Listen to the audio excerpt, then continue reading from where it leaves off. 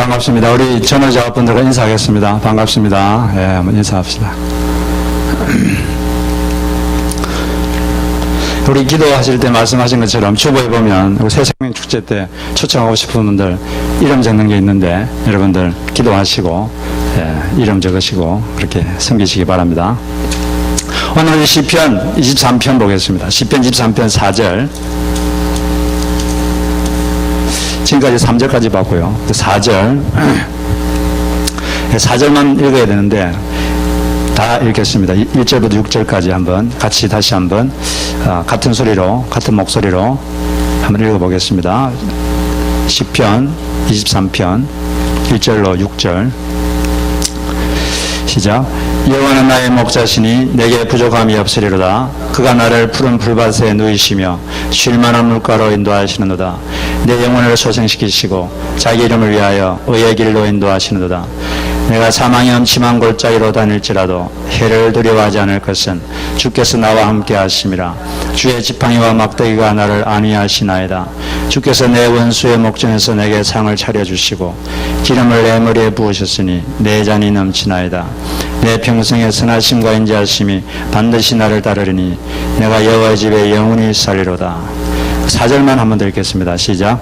내가 사망의 음침한 골짜기로 다닐지라도 해를 두려워하지 않을 것은 주께서 나와 함께 하심이라. 주의 지팡이와 막대기가 나를 안위하시나이다. 아멘. 기도하겠습니다.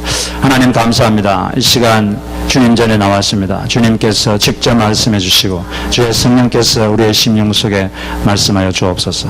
예수님의 이름으로 기도합니다. 아멘. 시편 23편은 예수님을 목자로 삼고 사는 사람의 절대 신뢰와 절대 확신의 표현입니다. 주님을 향한 절대 신뢰의 말이며 절대 확신의 노래입니다. 환경에 구애받지 않는 주님에 대한 다음 없는 신뢰가 이 시 전반에 묻어져 있습니다. 예수님을 자신의 목자로 믿는 사람, 삼는 사람이 누리는 축복을 그린 거죠. 누가 예수님의 양입니까? 예수님을 믿으면 다 예수님의 양이 됩니다. 이런 예수님의 양이라면 시편 23편에 있는 축복을 누리게 되어 있는 거죠. 그런데 내가 예수님이 나의 목자라는 그 믿음이 강하면 강할수록 그 누림의 정도는 더 강해지는 것입니다. 이 사실을 확실히 믿으시기 바랍니다.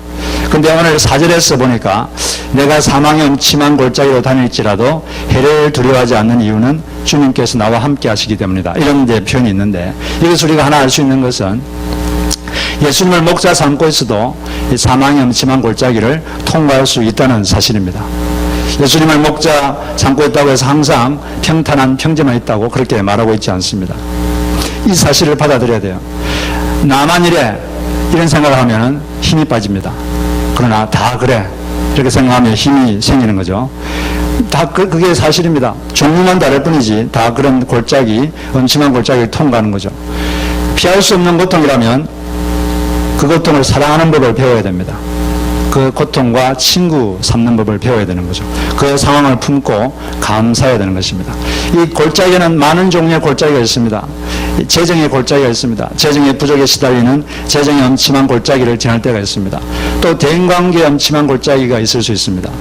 비난받고 배신당하는 골짜기를 지날 수 있는 거죠.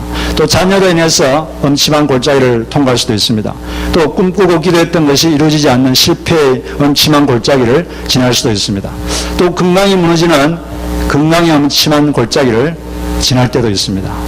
이럴 때 이렇게 골짜기를 통과할 때 어떤 태도를 가지고 있을 때 우리가 그 골짜기를 두려움 없이 충만함 가운데 성령의 기름 부음 가운데 통과할 수 있겠는가? 그 세 가지 원리를 오늘 이 시간 살펴보겠습니다. 첫째로 골짜기는 영원히 머무르는 곳이 아니라 통과하는 곳이다. 이것을 기억해야 합니다. 머무르는 곳이 아니라 통과하는 곳입니다. 제가 사망의 음침한 골짜기란 말을 읽으니까 갑자기 제가 살던 시골의 어떤 한 장면이 생각났습니다. 저는 겉보기와는 달리 시골 출신입니다. 또 그렇게 보이는데요. 이렇게 또 말하면 제가 섭섭하죠. 본적이 경상남도 합천군 쌍백면 안계리 565번지 거기 살았는데 제가 초등학교 4학년 때까지 거기 살다가 이제 부산으로 유학을 왔습니다. 근데 시골에 있을 때 저희 가족에게 속한 밭이 두 개가 있었어요. 두 개 있었는데 하나는 좀 낮은 지대에 있었고 하나는 아주 높은 지대에 있었습니다. 그 마을에서 제일 높은 지대에 있었어요. 산 바로 밑에 있었는데 그 밭에 가려면 안전하지 못한 지역을 통과해야 됐습니다.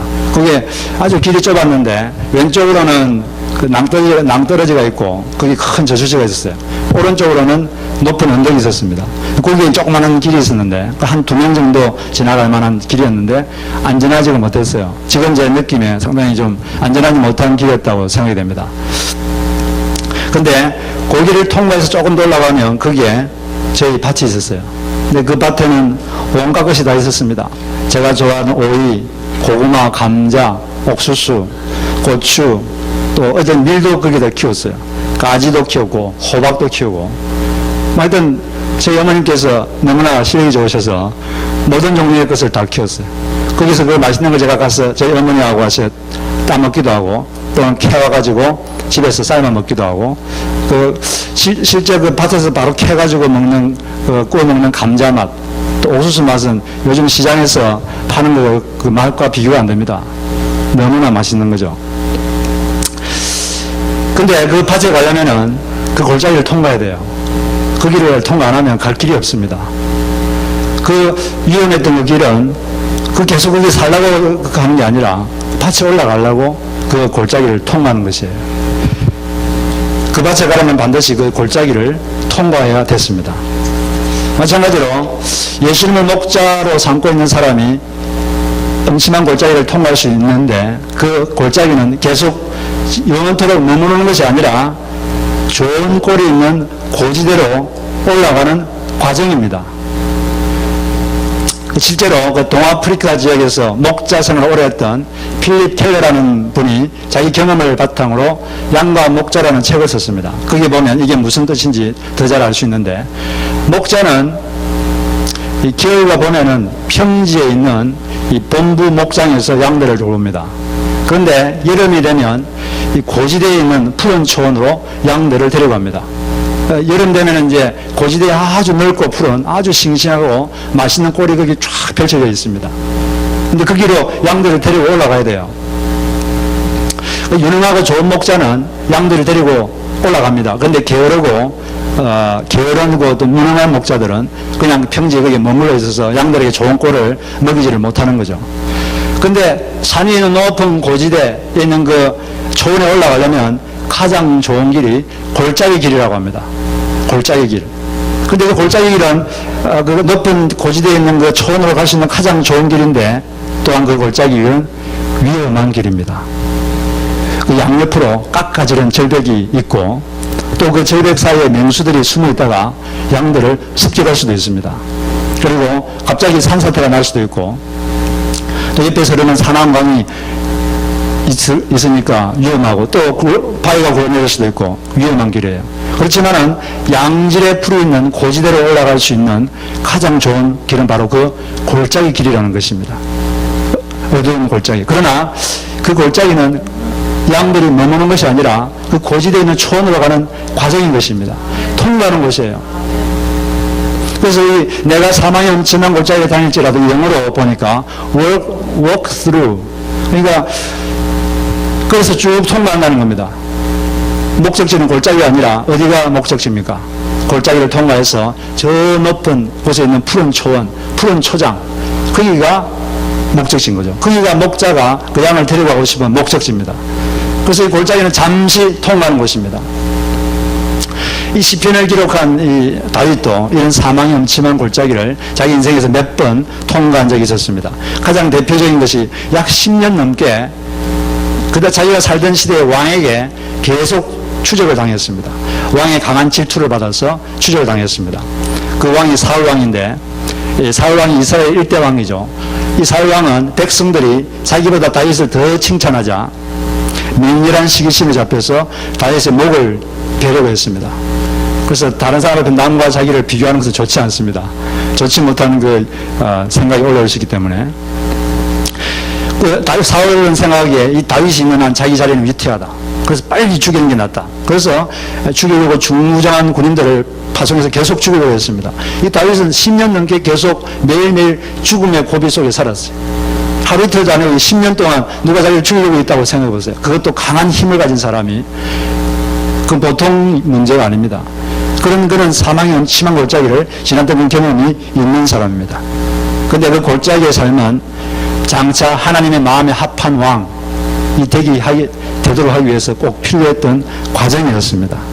주님께서 이 다윗을 하나님 마음에 합한 왕이 되게 하기 위해서 그 골짜기를, 죽음의 골짜기를 통과하게 한 것이죠. 골짜기는 내 힘이 아닌 주님의 능력으로만 문제 해결이 가능한 상황, 이것을 말합니다. 주님의 능력으로만 문제 해결이 가능한 상황에 오래 갇혀 있으면서 하나님 의지하는 법을 배웠습니다. 다윗은 그곳에서 하나님께 순종하는 법을 배웠습니다. 겸손을 배웠습니다. 그리고 그 골짜기를 통과한 후 왕이 되었습니다. 그런데 그냥 왕이 아니었습니다. 하나님께서 직접 말씀하시기에 내 마음에 합한 왕, 그런 왕이 되었던 것입니다. 그런데 비슷한 왕 중에 사울 왕은 그런 골짜기의 과정 없이 바로 왕이 됐어요. 바로 왕이 되니까 권력이 딱 주어지니까 그런 그 권력을 자기 마음대로 사용했습니다.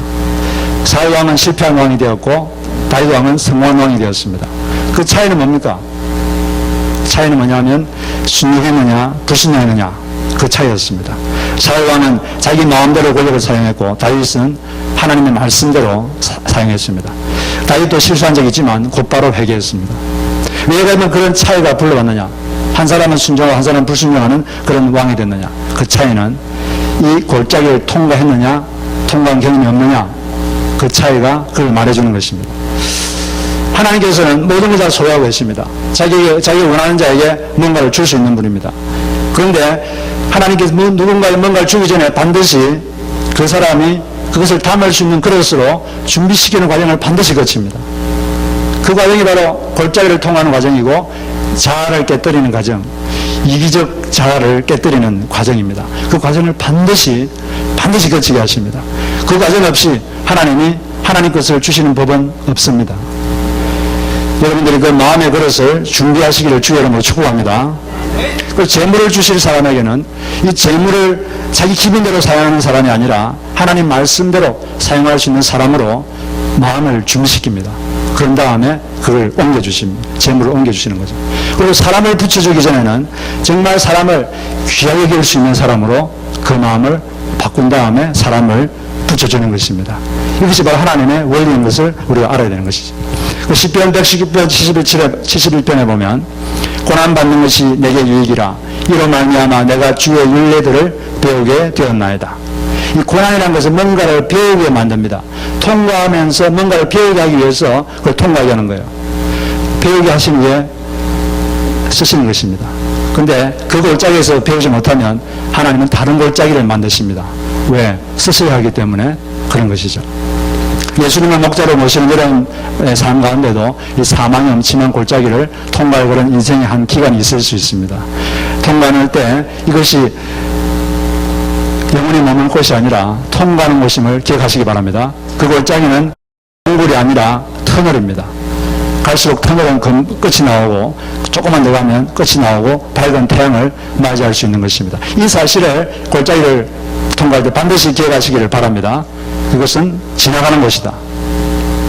두 번째로 우리가 골짜기를 통과할 때 기억해야 될 것이 뭐냐면 그 골짜기에 주님이 함께 계신다. 이것을 기억해야 된다는 거죠. 여기 오늘 말씀 보니까 내가 사망의 심한 골짜기로 다닐지라도 해를 두려워하지 않는 이유는 주께서 나와 함께 하시기 때문이라. 할렐루야. 주의 지팡이와 막대기가 나를 안히 돌보시고 계십니다. 이런 고백을 하고 있습니다. 골짜기에서 하나님께서 함께 하신다는 거죠. 양이 엄침한 골짜기를 갈 때 목자는 가장 가까이 있습니다. 가장 가까이서 돌보게 되는 것입니다. 왜? 위험하니까. 위험하기 때문에 목자는 더 가까이에서 그 양을 돌보고 가까이 있게 되는 것입니다. 가장 친밀한 곳, 친밀한 관계를 맺을 수 있는 것이 바로 양들을 그 높은 고온의 초원으로 이끌기 위해서 그 위험한 골짜기를 통과할 때 목자는 가장 신경을 많이 쓰고 가장 가까이 있게 되는 것이죠. 이 골짜기는 광야라는 말로도 표현되는데 이스라엘 민족이 이집트에서 해방되어 가지고 홍해를 건너서 광야를 통과했습니다. 광야를 40년 동안 통과했는데 광야를 통과할 동안 이스라엘 민족들은 생각하기에 하나님 우리에 멀리 계시다. 우리 멀리 계시다. 이렇게 많은 사람이 생각했습니다. 그리고 하나님께 불평하며 원망했습니다. 그런데 하나님 생각은 좀 달랐습니다. 하나님 그 광야 길을 어떻게 표현하셨냐니까 업어서 인도하셨다. 이렇게 표현하셨어요. 내가 광야길을 업어서 인도했다. 신명기 32장 10절에 이걸 세 번역으로 읽어보면 주님께서 광야에서 야곱을 즉 하나님 백성을 찾으셨고 짐승의 울음소리만 들려오는 황야에서 하나님 백성을 만나 감싸주고 보호하고 당신의 눈동자처럼 지켜주셨다. 마치 독수리가 그 보금자를 뒤흔들고 새끼들을 위해서 퍼덕이며 날개를 펴서 새끼들을 받아 그 날개 위에 업어 나르듯이 주님께서는 홀로 그 백성을 인도하셨다. 다른 신은 옆에 있지도 않았다. 그러니까 독수리가 날개를 업어서 새끼를 업어 나르듯이 하나님께서 그 광야 지대에 자기 백성들 업어서 나갔다는 것입니다.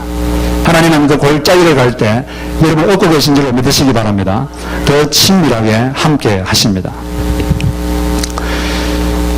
제가 그 산에 있는 밭으로 갈 때 어머니하고 자주 갔는데 이상하게 어머님은 그 밭에 갈 때 다른 형님들 누나들 안 데려가고 저를 꼭 데려갔습니다. 저를 가장 사랑했기 때문이겠죠. 근데 갈 때는 그냥 다른 데 갈 때는 그냥 혼자 가라 그러는데 고지대를 통과할 때는 꼭 붙어서 같이 갔습니다. 왜? 사랑하는 막내 아들이 잘못하면 저수지에 빠질 수도 있으니까 위험하니까 같이 붙어서 손을 꼭 잡고 그 지역을 통과한 거죠. 마찬가지입니다. 위험한 곳에 갈 때 하나님께서 더 가까이에서 손을 붙잡고 계신 줄로 믿습니다. 친밀하게 함께 하시는 그 하나님을 꼭 머릿속에 기억하시길 바랍니다. 제가 이번 주에 김희아라는 집사님에 대한 그 자료를 읽어봤는데 이분이 책을 하나 지었어요. 나의 이름은 예쁜 여자입니다. 이런 책인데 이분이 어릴 때 고아원에서 자랐습니다. 요즘은 보육원이라 그러죠. 구세군 보육원에서 자랐어요. 그런데 이 자매님 얼굴에는 어릴 때부터 얼굴 반쪽 전체가 아주 보기 흉한 붉은 점이 얼굴 반쪽 전체에 이렇게 생겼습니다. 그러니까 이것 때문에 아이들이 늘 놀렸습니다. 엄마도 없는데 흉하게 생겼다고 막 다리를 걸기도 하고 밥맛이다, 사과 반쪽이다 이런 식으로 말하고 또 소풍 가면은 다른 애들은 다 친구들이 있는데 아무도 자기하고 밥을 먹으려고 하질 않습니다. 혼자서 외로이 살았어요. 너무나 외롭고 너무 슬펐습니다. 너무 서러웠습니다.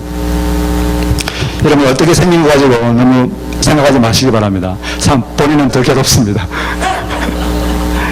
그 외모지상주의인 한국 사회에서 너무나 힘든 거죠. 자신이 처한 현실이 너무 괴로웠습니다. 그래서 어느 날 보육원의 아이들이 잠든 그 시각에 서름이 파도처럼 밀려오면서 그 초등학생 아이가 한날 기도처럼 마음에 쌓인 한을 토로하면서 하나님께 기도했습니다. 주먹을 쥔 손이 지우개가 되기를 바랐습니다. 얼굴에 점을 확 지워버리고 싶었던 거죠. 아스팔트에 넘어지면 얼굴이 긁히듯이 그 아이는 진물이 날 정도로 그 주먹으로 자기 얼굴을 문질렀습니다. 이걸 확 지워보려고 이 보기 흉한 붉은 점을 확 지워보려고 그걸 지우면서 이렇게 하나님께 기도했어요. 하나님 왜 제게 이런 점을 주셨나요? 왜 하필 제게만 이런 점이 있나요? 하나님의 손으로 지워줄 수 있잖아요 라고 울면서 기도했습니다. 근데 바로 그때 그 초등학생 아이 앞에 예수님의 형상이 나타났습니다. 근데 예수님께서 울고 계셨습니다. 고개를 들지 못할 정도로 예수님이 펑펑 울고 계셨습니다. 그 아이는 예수님의 눈물을 보고 자기 행동이 얼마나 후회스러운지 몰랐습니다. 그분을 슬프게 해드려서 마음이 아팠습니다. 그래서 또다시 기도했습니다. 예수님, 다시는 제 얼굴 때문에 눈물 흘리지 않게 해드릴게요. 제 모습을 보고 예수님께서 기뻐서 눈물 흘리시게 해드릴게요. 이렇게 기도했습니다. 그 아이는 눈물 흘리는 자기 옆에 예수님께서 같이 계셨다는 것을 알게 된 거죠. 눈물 흘리면서 올겨울 들썩거리는 자기 옆에 자기가 혼자가 아니라 예수님께서 같이 울고 계셨다는 것을 알게 된 것입니다. 그때부터 이 아이가 달라졌습니다. 주님께서는 그때부터 그 아이의 마음속에 감사하는 마음을 선물해 주셨습니다. 감사하는 마음이 갑자기 생겼어요.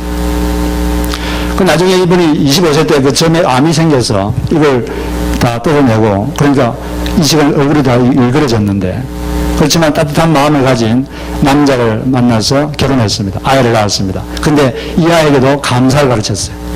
어떻게 가르쳤느냐? 아이가 넘어지면 이렇게 말했습니다. 넘어졌는데 이 정도밖에 안 다쳤으니 감사해요. 이렇게 자꾸 말한 거죠. 어느 날 이 아이가 손에 피가 흐르면서 왔습니다. 그러면서 이 아이가 자기 애한테 말하는 거죠. 엄마, 넘어졌는데 이것밖에 안 다쳤어요. 감사해요. 이 아이에게도 어머니의 그 감사하는 마음이 전달된 겁니다. 학습이 된 것입니다. 이분은 지금 그런 현실에도 불구하고 감사하는 마음을 주신 하나님께 감사하면서 그걸 책으로도 쓰고 입으로 간증하면서 살고 있습니다. 그녀의 삶은 감사로 넘쳐 있습니다. 그 책을 보면 감사하는 마음이 저절로 생깁니다. 왜 이런 마음이 생겼습니까? 그 외모의 음침한 골짜기를 다닐 때 자기 옆에 주님이 계시는구나. 나 혼자 아니구나. 예수님께서 같이 울고 계시구나. 그것을 아는 순간부터 그 마음속에 감사하는 마음이 그냥 생겨버린 겁니다. 우리에게도 이처럼 우리가 사망의 엄청난 골짜기를 다닐 때 주님께서 함께 하신다는 것을 기억할 때 감사할 수 있다고 믿습니다. 그 골짜기를 충만한 마음으로 우리가 통과할 수가 있는 것입니다. 주 예수 그리스도께서도 이 땅에 사실 때 사망의 엄청난 골짜기를 통과한 적이 있습니다. 십자가 위에서 도살당하셨죠.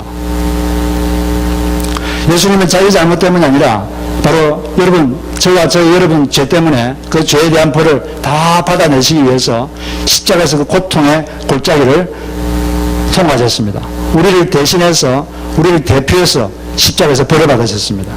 예수님께서 그 아픔을 다 받아내셔야 될 때 하나님 아버지께서는 그걸 다 보고 계셨습니다. 그러나 하나님 아버지께서는 섣불리 자기 아들을 거기서 구출해 주지 않았습니다. 왜냐하면 그 아들 예수가 인간의 모든 죄를 다 받아내야만 인간을 구원할 수 있기 때문에 그런 것입니다. 끝까지 자기 아들이 그 고통을 받아내도록 계속 기다리셨다가 드디어 영혼이 돌아가셨을 때 하나님께서는 임하셔서 부활시키셨습니다.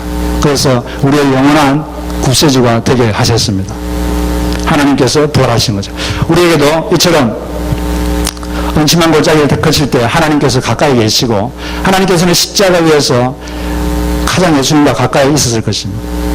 바로 그 하나님께서, 그 예수님께서 우리 가운데 함께 계시는 줄로 믿습니다.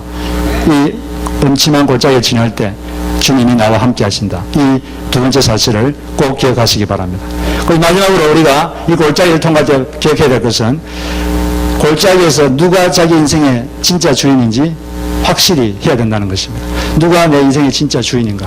그걸 확실히 해야 된다는 거죠. 이 사람이 사망의 엄침한 골짜기에 다녀도 주님이 함께 하시기 때문에 두렵지 않다고 했는데, 그렇지만은 골짜기를 통과해도 두렵지 않는 이 축복을 체험하려면 정말로 예수님이 자기 주인이 되어야 됩니다. 다른 것이 주님이 되어 있으면 그런 축복을 못 누립니다. 정말로 예수님이 주인이 되어 있어야 두렵지 않음이라는 축복을 누릴 수가 있습니다. 골짜기를 통과할 때 과연 진짜 나의 인생의 주인이 누군가, 그것을 증명해 보아야 됩니다. 그 골짜기를 통과할 때 그게 드러나게 됩니다. 저절로 드러나게 돼요. 뭐가 나의 주인인가, 무엇이 나의 주인인가, 무엇이 내 인생을 이끌고 가는가, 그것이 결정되게 됩니다. 그런데 진짜로 자기 예수님을 자기 주님으로 모시고 있는 사람은 그 주님 때문에 골짜기를 통과할 때도 마음에 두려움 없이 통과할 수가 있는 것입니다. 여러분들의 골짜기를 통과할 때 나의 주인이신 당신이 함께 계심으로 나는 두렵지 않습니다. 이런 고백을 할 수 있는 여러분 되시기를 바랍니다. 어떤 자매님이 있었는데 이부 자매님이 아주 사업을 크게 하다가 완전히 망했습니다. 10원짜리 동전 하나 없이 망해버렸어요. 그래서 달동네 부엌도 없는 집에 살게 됐습니다. 그런데 누군가의 도움으로 어떤 제자훈련학교에 가게 됐다고 합니다. 그런데 그 제자훈련학교의 프로그램에는 외국으로 단기 선교를 가는 과정이 있었습니다. 그런데 그 비용이 280만 원이었다고 합니다. 그래서 그 강사가 단기 선교하는 비용이 280만 원입니다. 이 말을 하는 순간, 그 말을 듣는 순간 그 자매의 마음과 입에서는 동시에 이 생각과 이 말이 입에서 나왔습니다. 280만 원? 난 못 간다. 10원도 없는데 내가 어떻게 가? 이게 그냥 단정을 지어버리고 말았습니다. 진짜 10원도 없거든요. 그날 밤에 집에 가서 기도를 했습니다. 그런데 주님께서 그날 밤에 이 자매에게 아주 클리어하게 이렇게 말씀하셨다고 합니다. 오늘 너의 주인은 280만 원이었다. 280만 원이 너의 삶을 명령했다. 그리고 너는 그 명령에 순종했다. 오늘 너의 주인은 280만 원이었다. 이렇게 하나님께서 말씀하셨다고 합니다. 재정의 깊은 골짜기를 통과하면서 재정을 자기 주인으로 삼아버린 거죠. 주님이 단기 선교를 가라고 하시는지 가지 말라고 하시는지 그것도 물어보지도 않고 그냥 그 280만 원의 명령에 그냥 순종해 버린 거죠. 나는 못 간다 이렇게 단정 지어 버린 거죠. 그래서 그 자매가 주님께 물어봤습니다. 하나님, 제가 단기 선교 가기를 원하십니까? 그러니까 주님께서 이렇게 말씀하시는 거죠. 그래, 나는 너가 가기를 원한다. 내가 가게 해주겠다. 그녀는 그때 깊이 회개하고 자신이 주님이 주인이 아니라 돈이 주인이 된 자신의 모습을 깊이 회개했습니다. 주님께서는 과연 그녀가 갈 수 있도록 모든 상황을 다 허락하셨고 잘 다녀왔다고 합니다. 그리고 이번엔 나중에 다시 성경적 원리로 사업을 시작해서 빚을 다 갚고 지금 아주 건실한 기업을 운영하면서 그리스도인의 재정 원리를 가르치면서 이렇게 가르치고 이렇게 지내고 있습니다. 다른 것이 주인 되면 그 골짜기에 평안이 없습니다. 두려움만 오게 되는 거죠. 골짜기라는 것이 뭡니까? 뭐가 없는 거예요. 부족한 것입니다. 부족한 것이 자기 인생을 결정하기가 쉽습니다. 부족한 것이 자기 주인이 되기가 쉽죠. 사람들은 뭔가 부족하면 그것에 절절맵니다. 그 명령에 순종하게 되는 거죠. 그게 누구나 다 그렇게 돼요. 그래서 우리가 골짜기를 통과할 때는 무엇이 주인인지, 뭐가 내 인생의 주인인지 확실하게 해야 됩니다. 재정에 어려운 골짜기를 지날 때는 재정을 주인으로 삼기 쉬운데 그렇게 하면 안 되고, 그래서 재정이 되면 하고 안 되면 하지 않고 이렇게 되기 쉽죠. 그러나 주님이 주인이 되어야 됩니다. 주님이 하라고 하시면 없어도 해야 되고, 그러나 하나님이 기뻐하지 않으면 돈이 철철 흘러 넘쳐도 하면 안 되는 것입니다. 누가 주인이 되어야 되죠? 예수님이 주인이 되죠. 예수님이 하라고 하면 하고 하지 말라면 안 하는 게 이게 예수님의 명령에 순종하는 것입니다. 다른 어떤 것도 자기 인생을 명령하도록 하면 안 되는 거죠.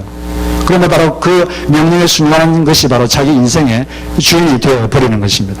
저는 여러분들이 오직 주님만 여러분에게 명령할 수 있는 그런 사람들이 되시기를 바랍니다. 주님께만 명령권을 주십시오. 그렇지만 자신의 욕구와 주님의 명령을 혼돈하지 마시고 주님께서 뭘 하라 그러면 그냥 그대로 하는 그런 여러분들이 되시길 바랍니다. 어떤 사람은 자기 기분이 자기 주인이 된 사람이 있어요.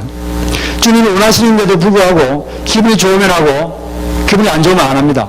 그러면 누가 주인입니까? 자기 기분이 주인입니다. 자기 감정이 주인이 된 거죠. 이 감정의 명령, 자기 기분의 명령에 그냥 순종해 버리는 거죠. 어떤 사람은 주변 사람들의 자기 주인이 된 사람이 있어요. 예수님보다 주변 사람이 나를 어떻게 보는가에 따라서 자기의 모든 삶을 결정해 버립니다. 그리고 사람들의 그 모습에 절절맵니다.